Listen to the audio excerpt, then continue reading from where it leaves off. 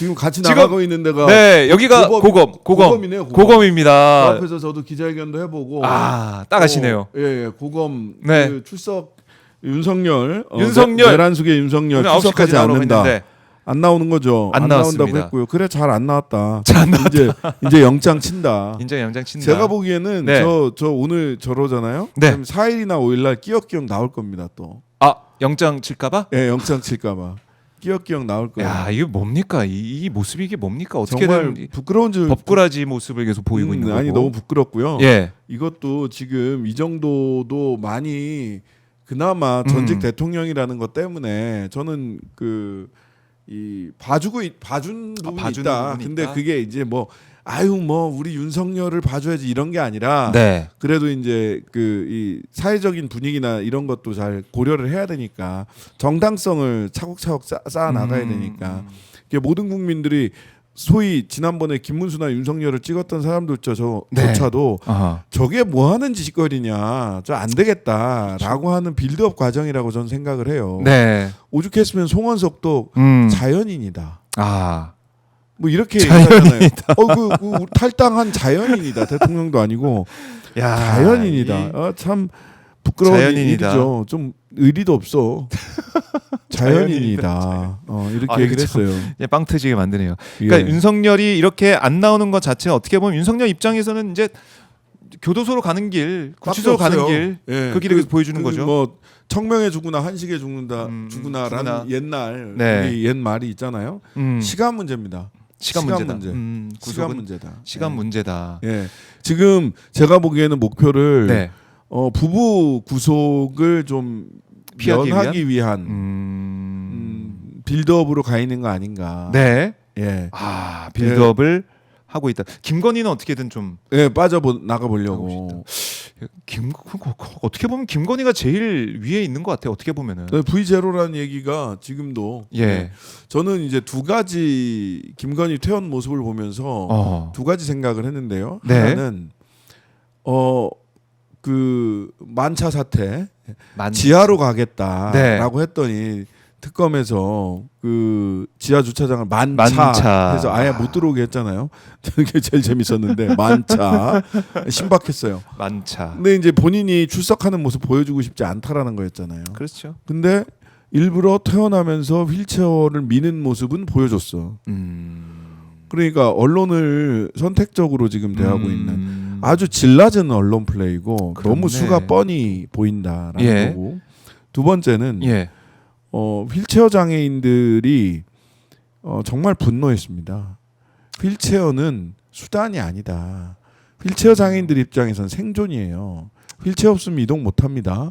그리고 수많은 분들이 휠체어로 이동을 하다가 계단에 막히고 생존이 막히는 거예요. 생활에 막히고 계단에 막히고 그런 불편함을 호소하고 네. 그런 것 때문에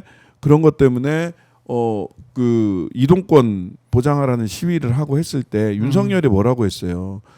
이준석도 그렇고 저 떼쓰는 거 안 된다. 맞아요. 이동권 시위를 하는 장애인들에 대해서 휠체어 장애인들에 대해서 정말 피 한 방울 바늘 하나 꽂을 데 없을 정도로 냉정한 이야기를 했단 말이에요. 다 때려잡아야 된다. 이 부분에서는 윤석열과 이준석이 똑같아요. 그런데 지금 저 장면 보시면 네. 저러고 나서 또 차 탈 때는- 카니발 탈 때 벌떡 일어나시더만. 이게 뭡니까? 그다음에 집에서 과일 과일 먹고 네. 있다가 윤석열이 옆에 앉으니까 또 벌떡 일어나서 나가 버리시더만. 그러니까 저거는 휠체어를 누군가에게는 생존의 도구고 이동권의 최후 보루인 휠체어를 자신의 면피를 위해서 감옥 가기 싫다고 자신의 책임을 지기 싫다라고 해서 이용하고 있는 겁니다. 네. 휠체어를 희화화시키고 있는 아이고. 거예요. 도구로 사용하는 거고 저렇게 하면 안 되는 겁니다.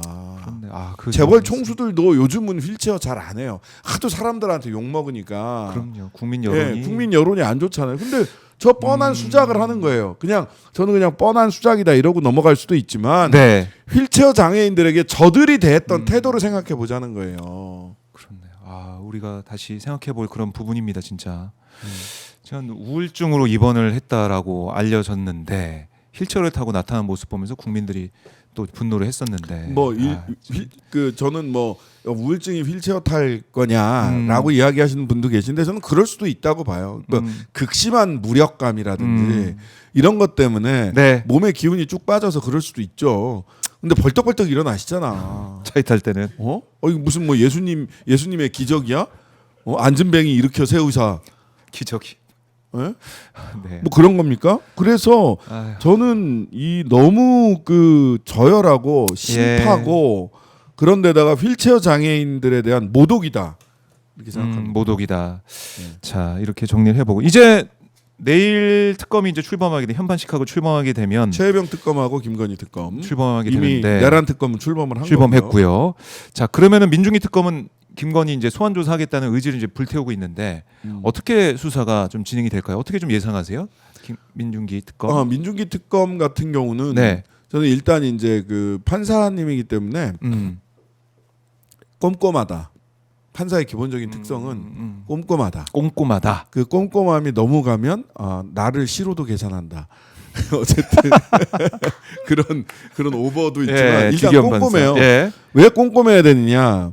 내란 특검은 큰 그림을 도대체 내란이 어떤 동기로 아직도 사실 동기가 밝혀지지 않았습니다. 네. 야당이 잘못해서 내란했다라는 건 겉으로 드러난 동기고 실제로 감옥 갈 때가 되니까 감옥 갈 것 같으니까 뭐 그 내란했다 뭐 이런 얘기도 있을 수 있으니까 동기를 정확하게 밝히고 내란을 실제로 기획한 누가 기획했고 어떻게 그림을 그렸는가 외환 유치를 하려고 했던 건가 일반 이적죄를 저질렀던 건가 이제 큰 그림을 그리는 게 굉장히 중요해요. 근데 김건희는 꼼꼼하게 헤쳐먹었기 때문에 꼼꼼하게 그거를 16개 지금 수사 대상 16개입니다. 네. 16개인데 그거보다도 더 늘어날 수도 있는 거예요.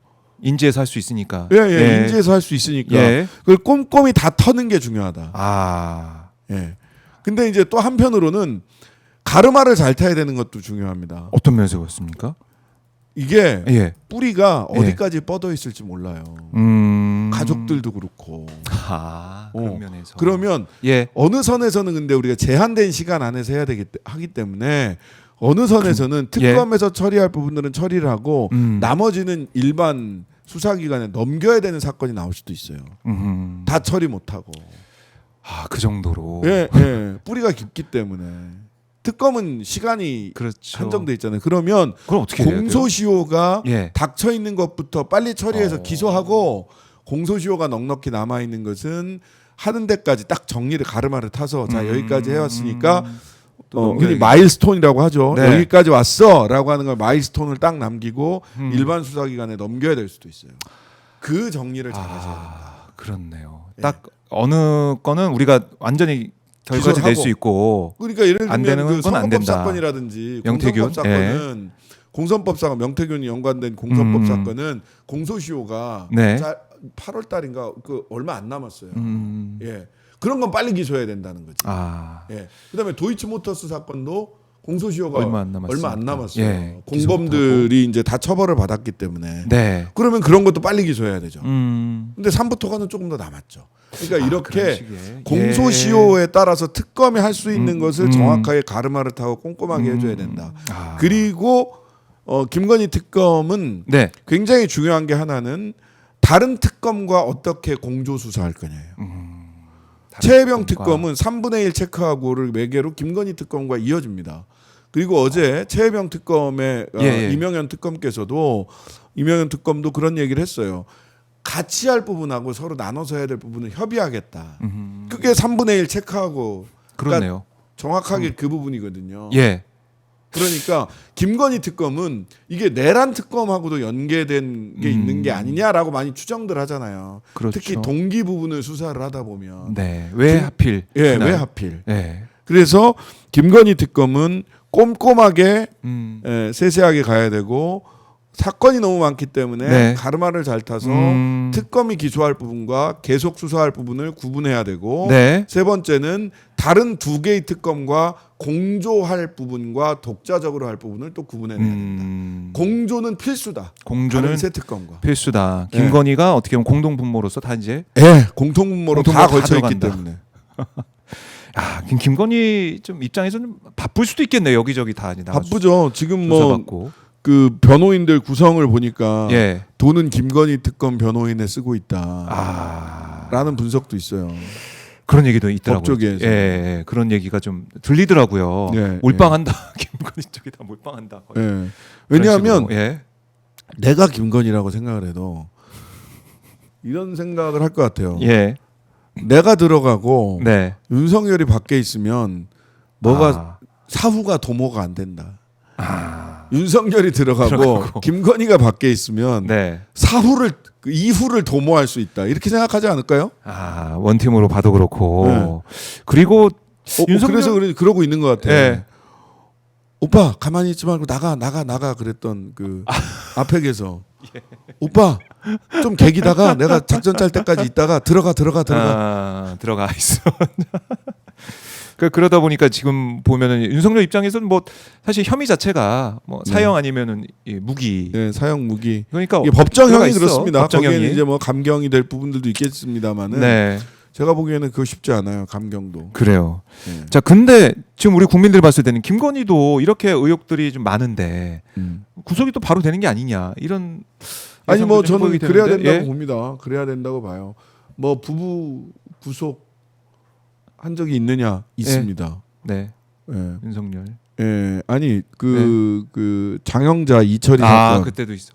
이철이 장영자 네, 사건 네. 때도 부부 같이 구속됐어요. 음. 뭐 좀 나이 있는 분들은 이철이 장영자 네. 사건 알 텐데 오랜만에 들어봅니다. 어음 사기 사건 네. 하고 뭐 사채 뭐 등등등 해가지고 엄청난 부부 사기 단이잖아요. 여기는 뭐 부부 사기를 넘어서는 더한.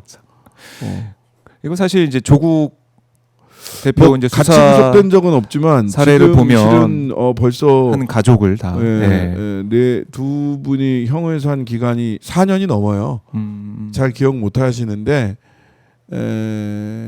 그 정경심 교수가 4년형을 받아서 3년 6월을 있었고 조국 전 대표도 지금 작년 12월 16일 날 받기 때문에 6개월을 넘었어요. 둘이 벌써 4년이 넘습니다.